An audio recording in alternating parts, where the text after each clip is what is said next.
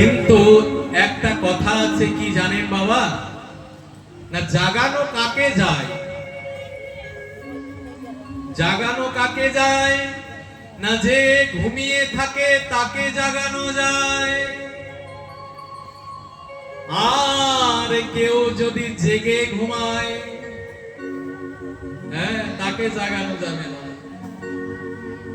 জেগে ঘুমালে তাকে জাগানো যাবে না। যদি ঘুমিয়ে থাকে সত্যিকারে, একটু ধাক্কা দিলে কিংবা একটু ডাকলেই সে জেগে যাবে।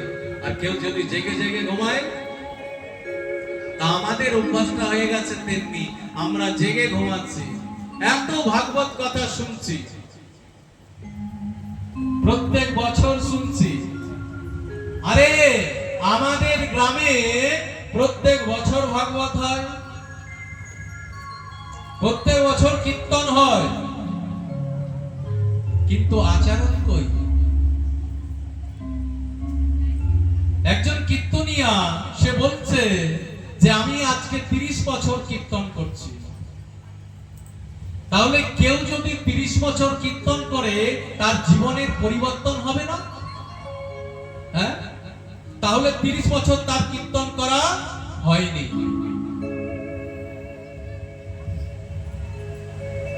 আমরা বলছি আমরা আজকে 50 বছর কীর্তন শ্রবণ করছি। তাহলে কেউ যদি 50 বছর ধরে কীর্তন শ্রবণ করে, তার জীবনের পরিবর্তন হবে না? কই পরিবর্তন হচ্ছে? তার মানে শোনা হয়নি।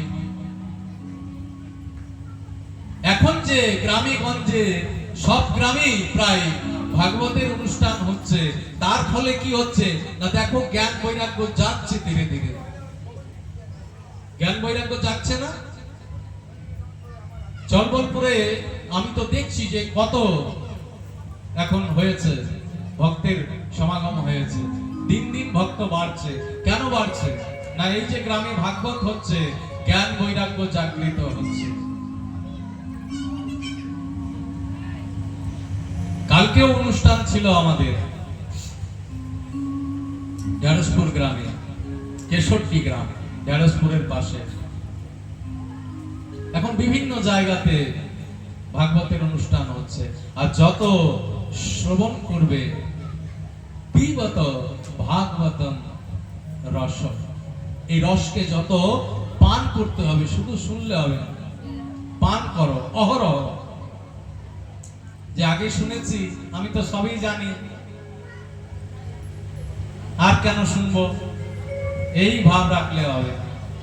যতবার শুনবে, শুনতে শুনতে শুনতে শুনতে চিত্তটা দেখবে একদিন ঠিক পরিষ্কার হয়ে গেছে, শুদ্ধ হয়ে গেছে, আর সেই শুদ্ধ চিত্তেই ভগবান বিরাজমান করে।